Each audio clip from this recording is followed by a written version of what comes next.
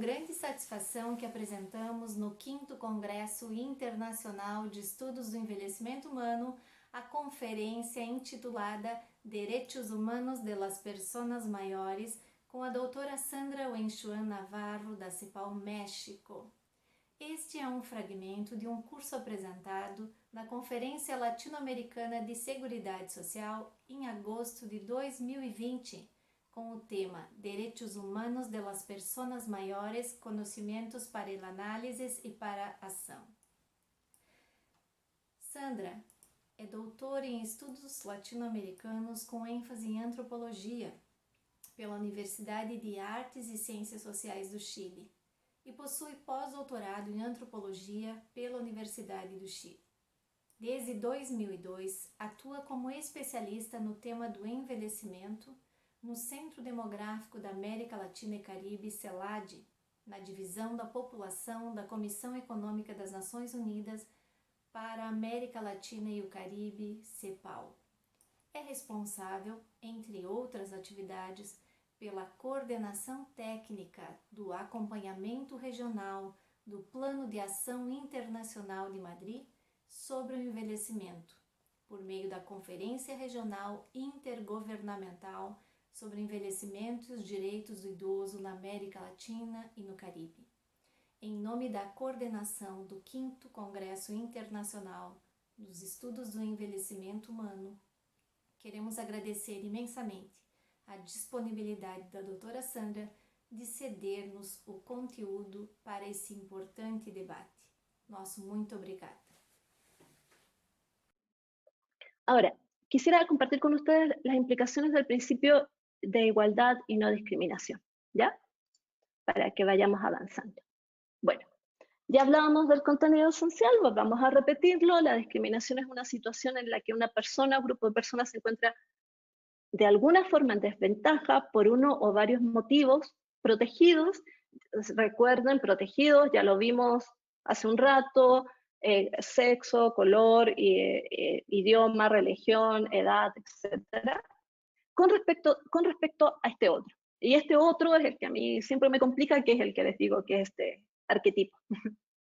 Bueno, el principio de no discriminación. El principio de no discriminación prohíbe los supuestos en que determinadas personas o grupos de personas en situación idéntica reciben un trato diferente. Ya lo dijimos, con respecto o personas o grupos en situación diferente que reciben un trato igual. Y estos son dos elementos que nosotros tenemos que trabajar. Por una parte, cuando una persona a partir de su característica recibe un trato distinto, pero otra persona, cuando a partir de su característica no se le considera la diferencia y recibe un trato igual. En ambas situaciones nos encontramos frente a una situación de discriminación. Hablábamos de trato menos favorable también. ¿Qué significa? Se determina en comparación, entre comillas, entre la supuesta víctima, disculpen la palabra, pero no encontré otra, y otra persona que no posea la característica protegida y se encuentra en una situación similar, ¿ya? Por ejemplo, una disposición, criterio o prácticas neutros. Y aquí es bien importante porque muchas veces decimos, sí, pero las personas mayores requieren un trato igualitario.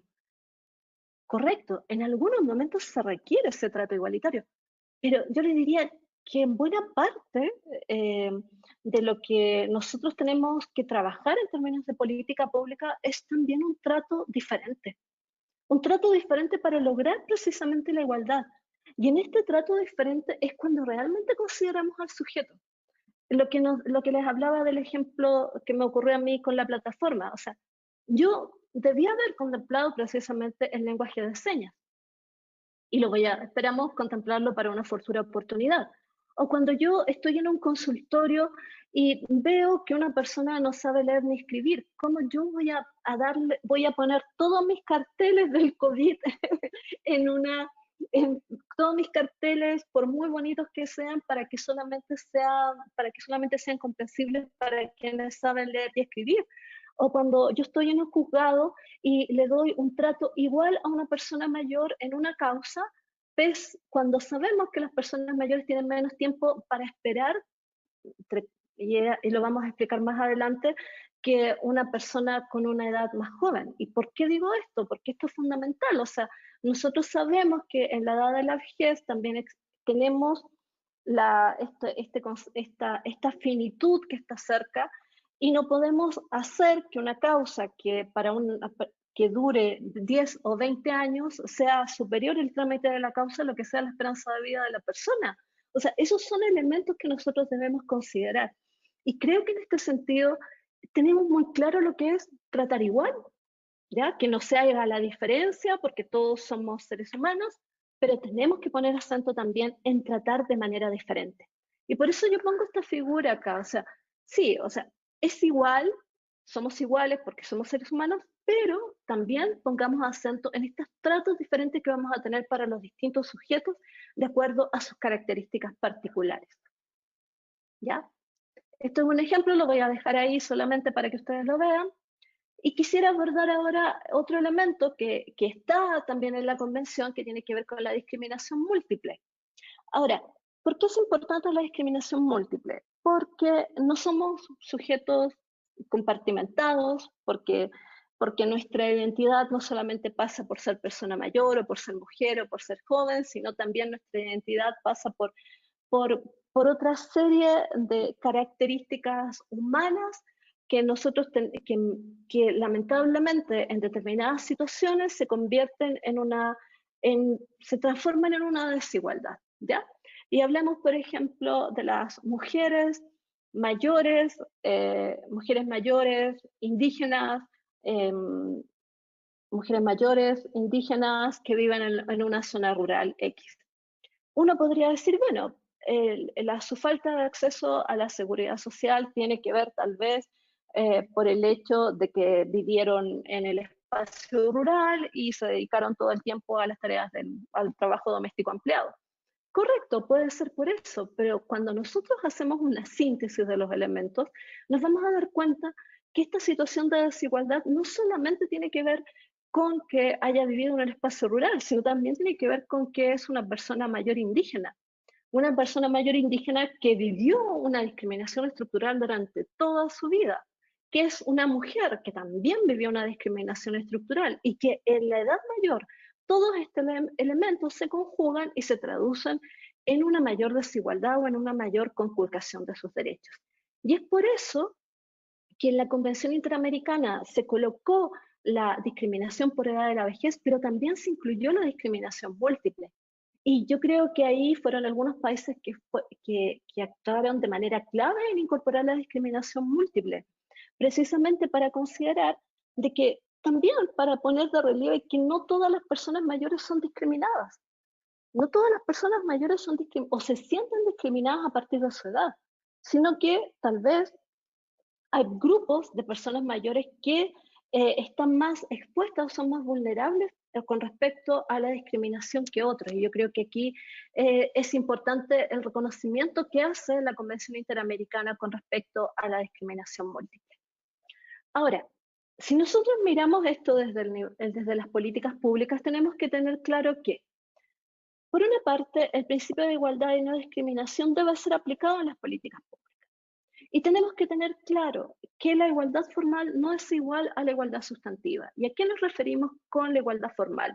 A precisamente toda la legislación, muchas veces todos los decretos administrativos, todos los protocolos de actuación que pueden existir en las instituciones públicas, pero que en la práctica no representan ningún cambio en la situación de discriminación de las personas mayores, ¿ya?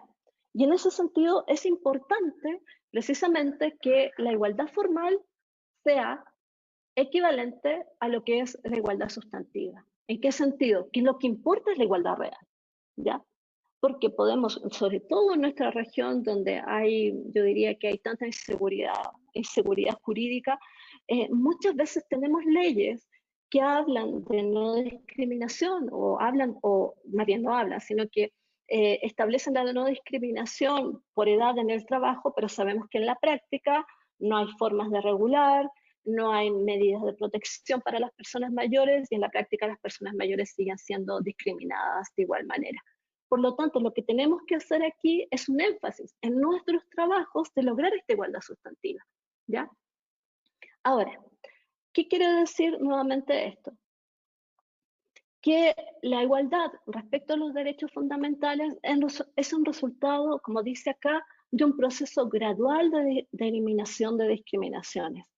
Y vuelvo a insistir en la necesidad de cambiar nuestras actitudes, nuestras prácticas y nuestros comportamientos, porque en ese sentido solamente vamos a lograr construir, yo creo que una sociedad más justa o más igualitaria.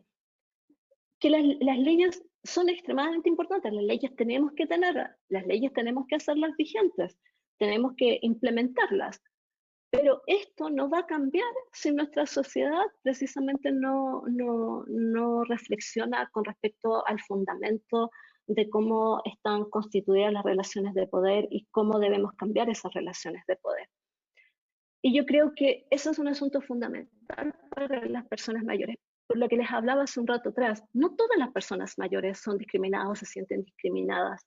Y esto también fue parte de una discusión que se dio en Europa a partir de una recomendación del Consejo de Derechos Humanos de Europa, donde la definición de persona mayor que se adoptó en la recomendación del 2010 sobre derechos de las personas mayores, no vinculante de ninguna manera, no fue un criterio basado en la edad.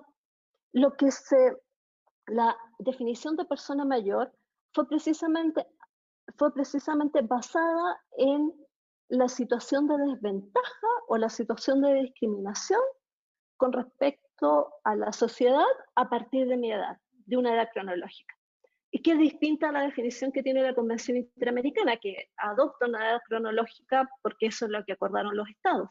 Pero en Europa lo que se planteó fue, bueno, no podemos decir que todas las personas mayores son discriminadas, por lo tanto, vamos a adoptar una definición donde la discriminación sea la base de la titularidad de derechos de las personas mayores. Y eso es un cambio completamente diferente a lo que sería definir una edad cronológica para determinar la entrada a la vejez o determinar quiénes son los titulares de derechos. Vamos acá. Bueno, ya hemos hablado de esto. Yo creo que hay un asunto importante que nosotros debemos reconocer y trabajar con respecto a este tema. Y es cambiar nuestro lenguaje, es cambiar, ya lo dije, cambiar nuestra perspectiva, me cuesta esa palabra. ¿En qué sentido? En que muchas veces, yo diría que uno de los primeros temas que se trabajó, sobre todo en la gerontología, fue como esta imagen negativa de las personas mayores en los medios de comunicación, en la sociedad, etc. Hablar de una imagen negativa del sujeto. Yo creo que fue correcto en su momento, hizo su aporte, pero creo que no es lo único en lo que nosotros debemos focalizarnos cuando hablamos de igualdad y no discriminación. ¿Por qué? Porque cuando nosotros hablamos de imagen negativa de las personas mayores, nos movemos en este marco, estereotipos, prejuicios, ¿ya? El punto es que esta imagen imagen negativa de las personas mayores no conlleva necesariamente una práctica de cambio para los estados, no conlleva una obligación de los estados, conlleva casi un cambio personal. Y en ese sentido, yo creo que ese cambio personal no es el que se necesita hoy en día cuando estamos en un contexto de envejecimiento demográfico. Ahora, expliquemos esto. Estereotipos, prejuicios, son base de discriminación, ¿ya? Y en ese sentido, nosotros efectivamente tenemos que combatir los estereotipos, tenemos que combatir los prejuicios, pero tenemos que tener muy claro que en el lenguaje de derechos humanos estamos hablando de igualdad y no discriminación.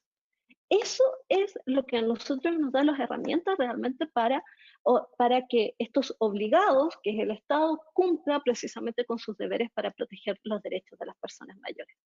Ahora, estereotipos que pueden basarse en razones objetivas de diferenciación. Eso hay que reconocerlo. Las personas mayores somos distintas a un joven de 30 o a un joven de 20 años. Tenemos características biológicas y fisiológicas que son distintas. Ahora, estas razones objetivas no deben convertirse en un motivo para conculcar derechos, ¿ya? El tema de los prejuicios. Los prejuicios también es un alimento de la discriminación, pero en términos de sociedad, ¿a qué nos pueden dar origen? a la benevolencia, a la caridad, ¿ya? Por una parte, no solamente tratamos a las personas mayores como personas frágiles, como personas vulnerables, sino también en muchas ocasiones como objeto de caridad.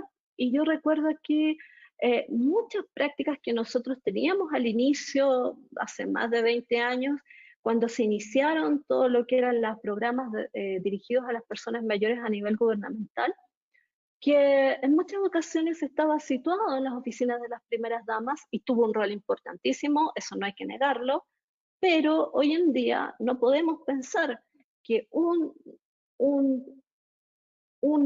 el tema de personas mayores o de derechos de las personas mayores esté vinculado solo y únicamente a las oficinas de las primeras damas, si las oficinas de las primeras damas se dedican a repartir alimentos, a acompañar a las personas mayores en actividades lúdicas o a preocuparse de las personas mayores que están desamparadas o en calle, que eso sí hay que preocuparse, pero no de la manera como asistencial o de caridad o de benevolencia con respecto a este sujeto. Y por otra parte, los prejuicios también nos generan hostilidad. Nosotros lo hemos visto en la discusión que se da a nivel del grupo de trabajo sobre envejecimiento de Naciones Unidas, cuando recuerdo muy bien una persona de Dinamarca, o no sé si era de Dinamarca, pero de los Países Bajos, que planteó, bueno, yo no creo que las personas mayores tengan que tener una convención internacional cuando yo miro frente a mi edificio como está mi abuela en una residencia gozando de muchísimas más comodidades de las que estoy disfrutando yo, que vivo con 3 hijos, que vivo en un departamento pequeño, que tengo que trabajar todo el día para pagar su educación y mi abuela está disfrutando de la vida y no está contribuyendo en nada a la sociedad. Efectivamente, eso es lo que ocurría, esto es lo que nosotros se hablaba anteriormente, que era esta guerra por edades, es también basado en los prejuicios y que de una u otra manera tenemos que combatir. Ahora, el principio de igualdad y no discriminación, ¿qué conlleva? En primer lugar, una obligación del Estado. Es necesaria una acción del Estado, es necesaria una acción estructural. Y en este sentido hay que pensar que las políticas públicas, su existencia o no existencia, también revela una acción del Estado. El que no existan medidas particulares para las personas mayores en el contexto del COVID de la COVID y que se piense que de una otra manera las personas mayores van a tener un trato igual al resto de la población, también nos está revelando una forma de acción del Estado. También nos está revelando una forma de entender la situación de las personas mayores en este momento en particular. Y hoy día nosotros debemos preguntarnos, y con eso quiero finalizar en un rato más, es precisamente, bueno, hoy día lo que está ocurriendo con la pandemia conlleva es la manifestación de una situación de discriminación en que viven las personas mayores, porque hay países que han logrado de una u otra manera tener una menor mortalidad en la edad avanzada que otros. ¿Qué es lo que está sucediendo ahí? ¿Qué es lo que nosotros tenemos que preguntarnos al respecto? Ahora, una acción del Estado también a nivel de legislación, porque hablábamos, necesitamos igualdad formal e igualdad real, correcto. Necesitamos legislación. Este tema que que nos preguntaban del derecho a la muerte digna es un tema que tiene que estar en la legislación.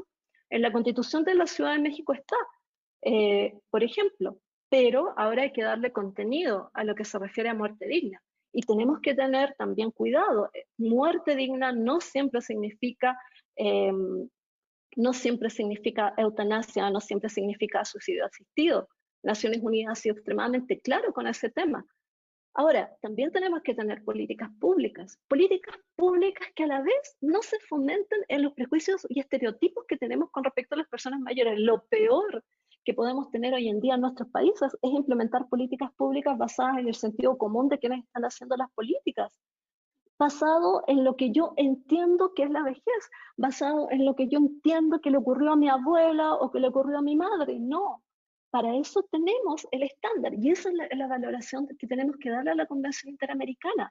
Sin ese estándar, muchos países todavía seguirían pensando que una buena política pública para las personas mayores sería aquella que trabaja una imagen positiva de las personas mayores, una imagen positiva.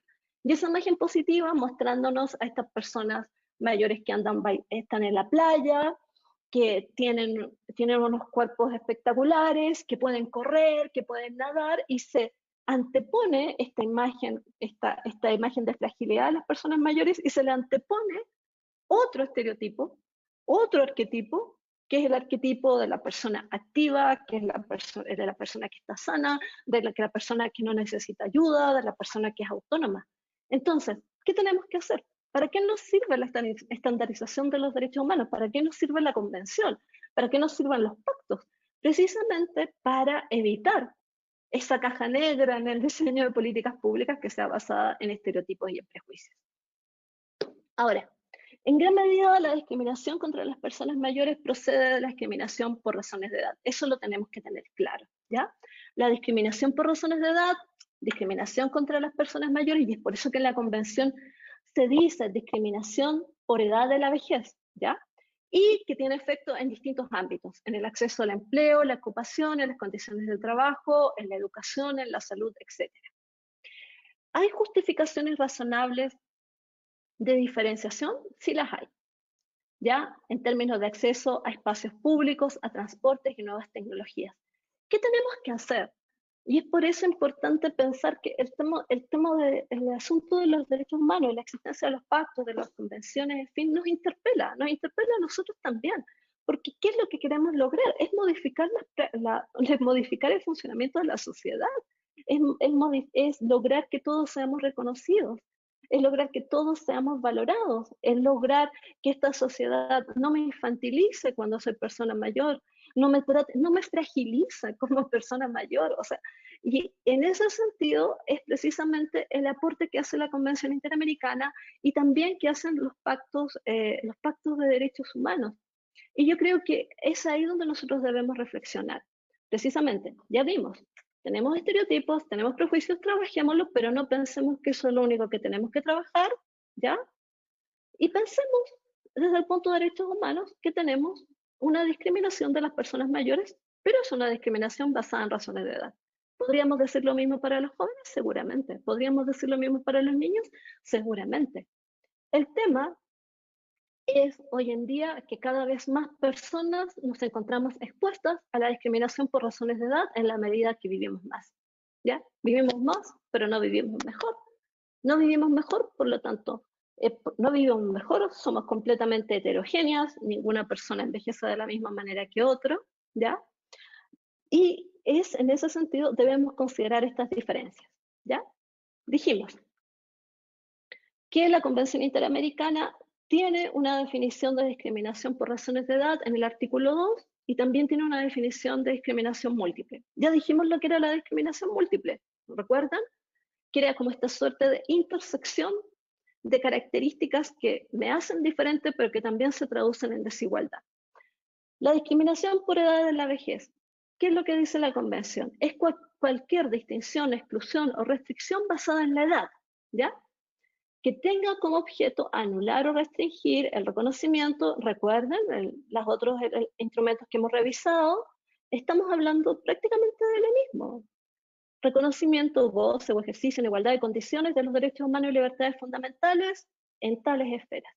¿Cuál es la diferencia y cuál es el aporte? Que se dice explícitamente que es una restricción basada en la edad. Y ese es el aporte de la Convención Interamericana a la doctrina internacional de derechos humanos, hacerlo explícito. Ya no, la edad no está contenida en esta, entre comillas, A, B, C, D, otra condición. No, está explícito.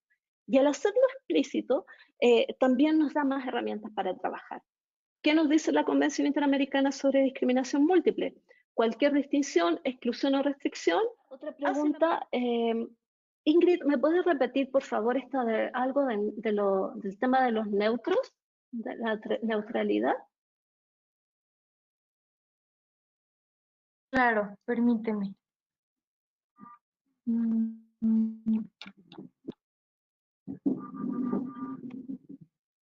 Solicito se me amplíe el concepto del ejemplo, disposición, criterio o práctica neutro.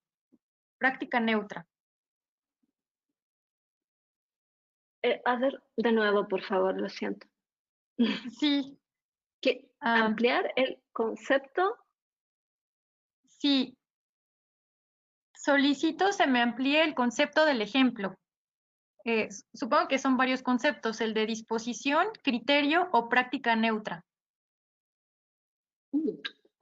Bien. Sí, yo creo que eso es bien importante lo que hablábamos. Yo creo que ella se refiere o él se refiere a lo que sería precisamente la discriminación indirecta. Yo creo que, a ver, déjenme pensar, quisiera darles un ejemplo de una práctica neutra. Em, mm, bueno, yo diría, no sé si estoy completa, no siempre se me ocurren los mejores ejemplos, los voy pensando en el momento, pero miren, yo creo que en esta situación de pandemia nosotros tenemos muchos ejemplos de prácticas neutras. Sobre todo cuando se dice vamos a tratar a todos los ciudadanos como en igualdad, vamos a tratar a todas las personas en igualdad de condiciones de su acceso a las pruebas, por ejemplo, por la COVID-19. En algunos casos, sí eso que, entre comillas, sería neutro, o sea, no debería afectar porque va a tener un trato igualitario, en la práctica sí puede afectar a las personas mayores porque en el caso de una persona mayor tenga más factores de riesgo que una persona joven, sí requeriría en este caso una atención prioritaria. Ingrid, ¿a ti te quedó claro? Como para poder, ¿me puedes decir? Para que, Me parece que sí, ¿perdón? pero si no, invitamos a la persona que hizo la pregunta. Que me parece que sí, pero invitamos a la persona que hizo la pregunta a volver a preguntar si es que algo no le quedó claro. Sí, porque Eh, en el fondo la práctica neutra significa que no hacemos, diríamos en términos generales, como tabla rasa. Sería como el equivalente a tratar a todos los sujetos como si tuviésemos exactamente las mismas características y sin considerar nuestras diferencias. En términos conceptuales significa eso. ¿Ya? Miren, les voy a dar un ejemplo con el caso de las mujeres.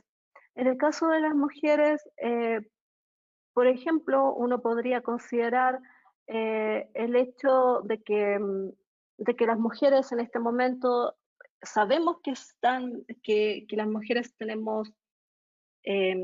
estamos más involucradas en el cuidado de los niños y las personas mayores. Y en nuestro trabajo, hoy en día, se levanta la cuarentena, por ejemplo, y se exige que todas las personas volvamos a la oficina a trabajar. Y si esa mujer, no tiene con quién dejar a sus hijos, pensemos una mujer sola, digamos, no una mujer divorciada, una mujer soltera, no tiene con quién dejar a sus hijos, no tiene con quién dejar a su mamá, esa sería una práctica neutra, en el sentido de que tratamos a los hombres que no participan tal vez en el trabajo de cuidado equivalente a las mujeres y además no consideramos la situación particular de la mujer con respecto a su situación, a la vivencia cotidiana que ella tiene que enfrentar. Claro, tú podrías decir, no, pero ahí también se expresa una situación de discriminación porque al final la mujer debería ser la encargada del cuidado de los niños y de los hijos y de la persona mayor. Es correcto, pero también es cierto que en algunos casos se requiere precisamente que esa diferencia que hace el sujeto sea considerada como una prerrogativa para tener un trato distinto. Y yo creo que eso tenemos que instalarlo sobre todo ahora. Eh, y es tan complejo porque a la vez tenemos que pensar que esa práctica no vaya a justificar formas de tratamiento que a la vez sean, entre comillas, discriminatorios, como lo que ocurre con las personas mayores. ¿Qué va a ocurrir? No sé, en distintas oficinas, que las personas mayores no van a no pueden volver en el mismo momento que las personas jóvenes a la oficina porque tienen una determinada edad. Ahora, ¿es correcto? ¿Es correcto? Sí, tú dirías sí, porque la está protegiendo, pero la verdad también le está restringiendo la libertad, también le está restringiendo su derecho al trabajo. ¿Qué tenemos que asegurar ahí? Que la persona mayor se mantenga en la casa teniendo su ingreso equivalente a la persona que está trabajando. ¿O qué tenemos que asegurar ahí? Que las condiciones en que esa persona mayor vuelva al trabajo me den todas las garantías para prevenir todos los riesgos del contagio por la COVID. O sea, son en ese sentido cuando tú llegas y haces caso omiso de las diferencias que tenemos los sujetos. Y diferencias que se pueden se traducen en un trato desigual a nivel institucional, a nivel de política, a nivel de leyes. Ahora voy a seguir, Ingrid. Sí. Yo quería mostrarle algún ejemplo de brechas para que podamos entender esto que les dije al inicio, de tener una referencia con respecto a las personas, con respecto al cual comparar. Y les quería mostrar estos datos que son de una encuesta del CENAMA del año 2017 de Chile, el Servicio Nacional del Adulto Mayor, y que habla de tendencias generales con respecto a las capacidades de las personas mayores para autovalerse. Es una encuesta que hace el CENAMA y que las ha hecho de hace bastantes años y que van viendo la evolución, digamos, en términos generales de distintas preguntas que se realizan. ¿Y qué podemos ver aquí? Miren, ¿qué nos dice? Bueno, expectativas con respecto a las capacidades de las personas mayores para autovalerse, para ser autovalentes. Puede valerse por sí misma. Las personas mayores pueden valerse por sí mismos, 28% del total de encuestados. 68% señala que las personas mayores no pueden valerse por sí mismas. ¿Qué es lo que tenemos ahí? ¿Qué es lo que nos está manifestando esa respuesta? ¿Un prejuicio? ¿Un estereotipo? ¿Sí? Ambos. Ahora, el punto es cuando esto se va a convertir en una situación de discriminación. Y pensémoslo de nuevo en el contexto de la COVID.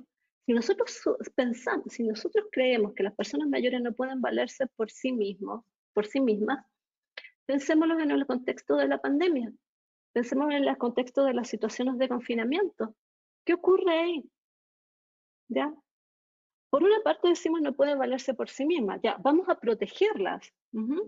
Vamos a protegerlas, vamos a implementar medidas estrictas de confinamiento para las personas mayores, independiente si esa persona es autovalente, no es autovalente, si esa persona tiene enfermedades crónico-degenerativas, no, para todas la vamos a proteger. Pero ¿qué pasa con la libertad de la persona de decidir por sí mismas? ¿Dónde vamos a colocar en la balanza eso? Las restricciones de movilidad con respecto a la capacidad de decidir por sí mismas. No estoy poniendo que esto ocurra en Chile, no estoy diciendo que esto ocurra en Chile, lo quiero tomar como ejemplo y destacar que el CENAMA hace este tipo de encuestas precisamente para que nos permitan reflexionar. Luego, ¿qué señala aquí? Miren, este es un cruce que ellos hacen respecto, por una parte, a de quién es la principal responsabilidad del bienestar de las personas mayores, los que piensan que son principalmente gobierno, principalmente familiares, principalmente ellas mismas, y a la vez que pueden valerse o no pueden valerse por sí mismas. Miren, los que piensan que la responsabilidad es principalmente del gobierno, el 73% de ellos piensa que no pueden valerse por sí mismos. Ellos creen, principalmente el gobierno es la responsabilidad del bienestar de personas mayores, el 73% no puede valerse por sí mismos. Principalmente de sus familiares, 61% no pueden valerse por sí mismos. Principalmente ellos mismos, 66% no pueden valerse por sí mismos. ¿Quién nos está diciendo eso? O sea, pensémoslo, a mí me encantaría poder escuchar, no estamos en una clase normal, digamos, con todas las características de una, pero ¿qué nos dice esta estadística? Sí, ok, pensemos, tenemos 68% de personas que creen que las personas mayores no se pueden valer por sí mismas, pero a la vez pensamos que dentro de ese 68, una buena parte está aquí, en que principalmente la responsabilidad del bienestar de las personas mayores es de los gobiernos. Entonces, tú tendrías que pensar, ok, es correcto, pero ¿qué nos da como resultado eso? Si nosotros partimos de la base que las personas mayores no pueden autovalerse y partimos de la base que son los gobiernos los principales responsables, seguramente lo que vamos a tener en términos de política pública va a ser medidas extremadamente protectoras de las personas mayores que en algunos casos minan su autonomía y su libertad. Yo no, insisto, no estoy hablando del ejemplo de Chile, solamente quiero analizar el dato, independiente que sea Chile, que sea Colombia, que seguramente vamos a encontrar los datos similares, o que sea, no sé, Argentina, Uruguay, etc. Ahora, este prejuicio, esta forma de entender a las personas mayores que nosotros sabemos, y seguramente el Senama, y lo dice en su informe, está completamente desvinculado de la realidad, también me da yo diría que un pie para pensar determinadas formas de entender el cómo se debe abordar en los asuntos de envejecimiento en una determinada sociedad. Por lo tanto, ¿qué tenemos que combatir? Volvemos a la diapositiva anterior. Tenemos que combatir los prejuicios y los estereotipos, pero también tenemos que pensarlo nuevamente desde el punto de derechos humanos, de igualdad y no discriminación. Sí, es importante, claro. La responsabilidad es de los gobiernos, pero si nosotros nos vamos a Costa Rica, por ejemplo, la ley de personas mayores en Costa Rica establece que la responsabilidad del bienestar de las personas mayores es el Estado, la familia, la comunidad y la sociedad en general. Y se plantea el principio de corresponsabilidad. Tal vez lo que tendríamos en este resultado sería distinto. Ahora, ¿qué implica en términos de política pública? Precisamente el cómo yo pongo en práctica estos elementos para tener políticas públicas políticas públicas elaboradas con un enfoque de derechos. Ahora, ¿en quién nos ayuda la Convención Interamericana? En que precisamente establece este estándar para que las diferencias que ocurren entre Chile y Costa Rica con respecto a estos elementos se vayan minimizando para que las personas de Costa Rica tengan los mismos derechos de las personas que viven en Chile, o las personas que viven en Argentina, o las personas que viven en Uruguay o Paraguay, etc. Veamos otro ejemplo. Cobertura de gastos en la población de 60 años y más según tipo de seguro médico. Estos son cifras que nos da la CEPAL a partir del Latinobarómetro. Miren, en términos generales, en 2016, más de la mitad de las personas mayores no acceden a seguro de salud. Dentro de las que acceden, miren, seguro público, la mitad, seguro privado, las que acceden menos. Ahora, ¿qué nos ocurre en general con respecto a las personas mayores y los seguros de salud? Sabemos, los seguros de salud en términos generales, los privados sobre todo, discriminan a las personas mayores. Y lo sabemos solamente con leer la póliza del seguro, no solamente a veces por edad, sino también por preexistencia de enfermedades. Ahora, ¿qué ocurre en nuestra región? Para paliar esa situación, muchas veces son los ministerios de desarrollo social desarrollo o asistencia social, en los que brindan seguro a las personas mayores porque precisamente no acceden a los seguros privados, ¿ya? Ahora tú tienes que plantearte desde el principio de igualdad y no discriminación, ¿qué es lo que tendríamos que garantizar a las personas mayores? Que aquellas que accedan a los seguros privados, que aquellas que acceden a los seguros públicos tengan la misma calidad de atención de las que acceden a los seguros privados, que el hecho de acceder a un seguro privado no signifique que voy a tener menos coberturas, voy a tener menos calidad de atención, voy a tener menos posibilidad de acceder a una cama, voy a tener medicamentos que no tengan la misma efectividad. Entonces, es ahí donde nosotros debemos utilizar el principio de igualdad y no discriminación. Ahora, quiero también mostrarle algunos ejemplos con respecto al tema de seguridad económica. Sabemos que nosotros hemos definido la seguridad económica de la manera que está determinada ahí, y aquí tenemos ejemplos claros de discriminación múltiple de las personas mayores, de las personas mayores de acuerdo a distintas características.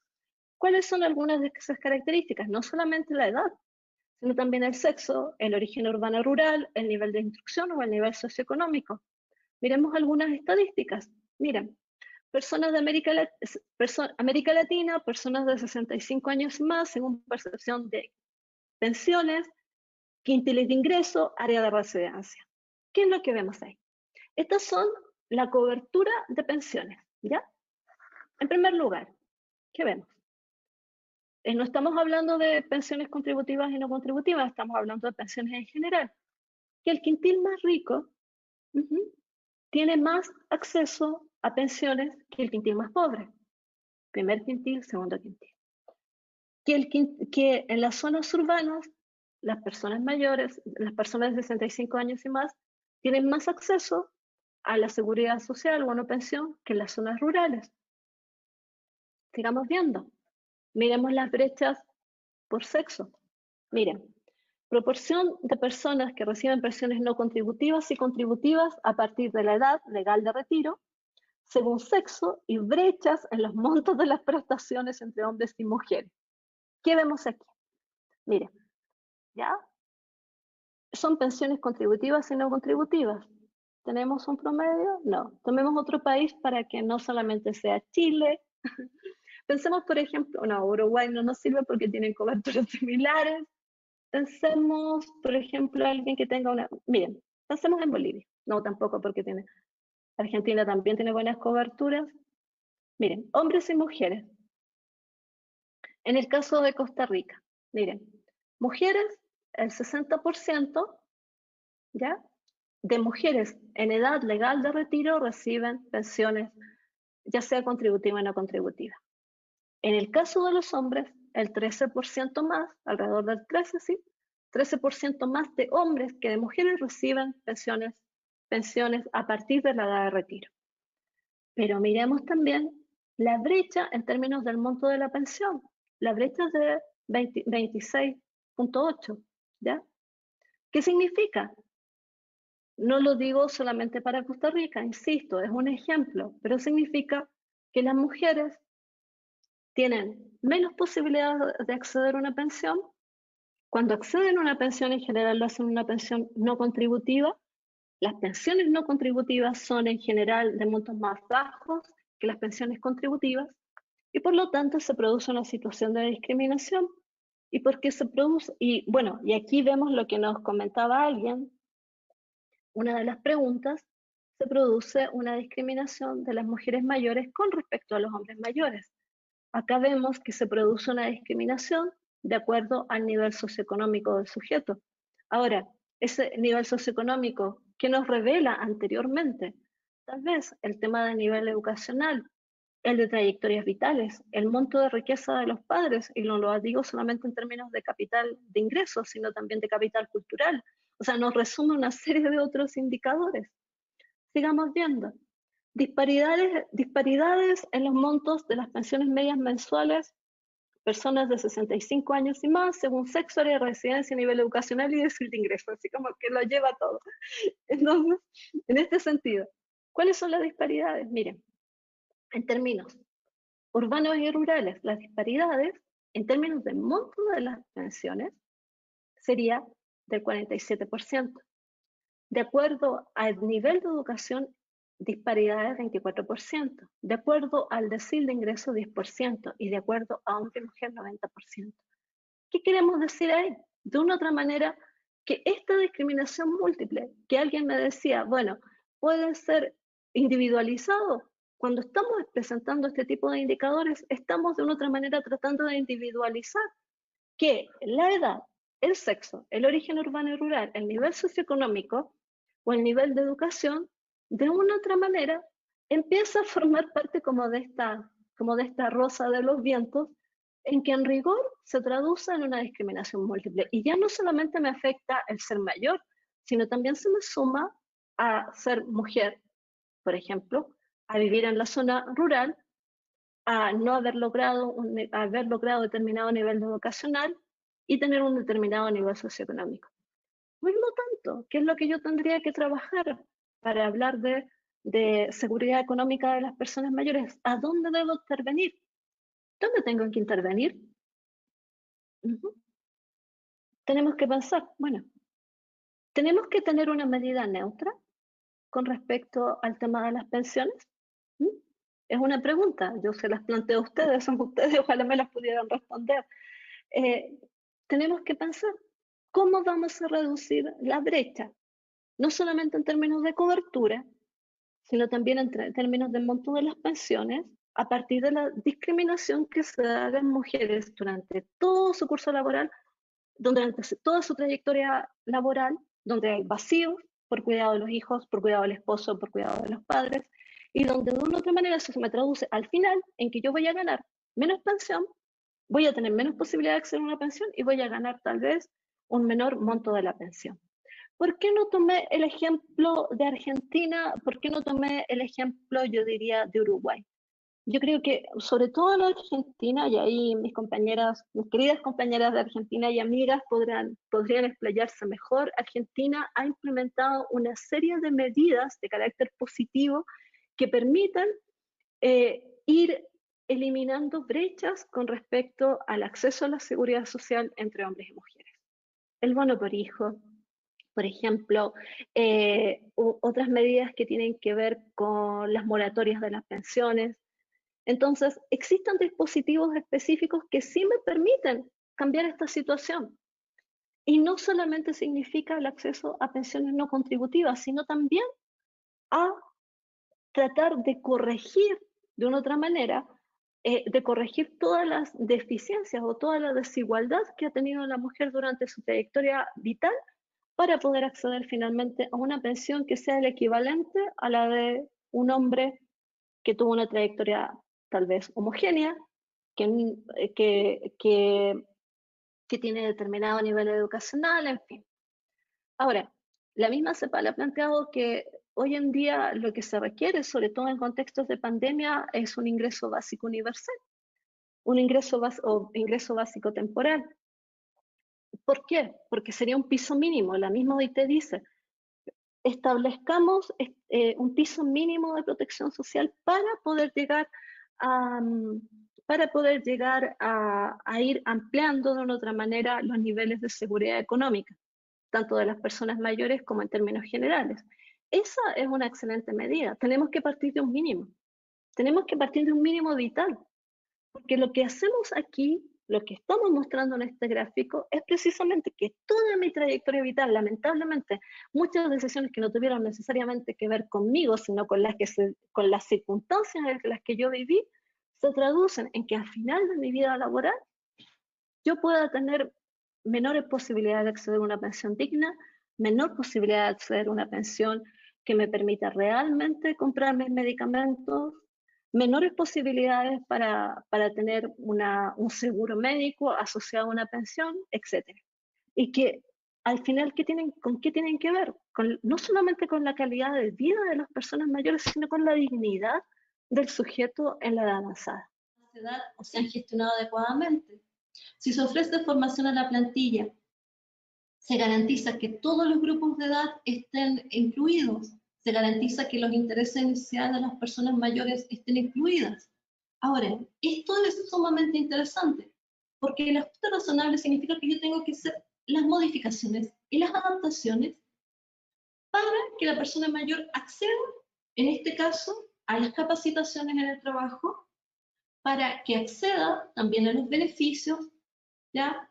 Para que se mantenga en el trabajo en igualdad de condiciones, pero tal vez eso significa que yo tengo que hacer cambios en mi práctica institucional que me signifique que voy a remover obstáculos para que la persona mayor pueda finalmente permanecer en el trabajo. Ahora, para finalizar, estamos en la hora. ¿Qué sucede en el contexto del COVID? Este es un artículo que publicó Rocío Fernández Ballesteros. Yo estoy segura que muchos de ustedes la conocen.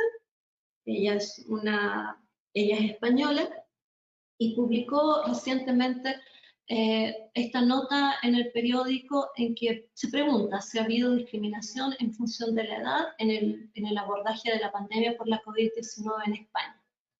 Y ella plantea en su artículo, se sabe que la edad es un factor de riesgo de la COVID. A más edad, más probabilidad de ser infectado. Paralelamente, también se asume que los niños que no contraen la enfermedad sí la transmiten fácilmente. Estamos hablando de edad. Sin embargo, no por ello se discriminan a los niños apartándoles de los demás. Es más, o sea, hay países que están implementando precisamente medidas especiales para los niños, lo cual está bien, para que puedan salir al espacio público.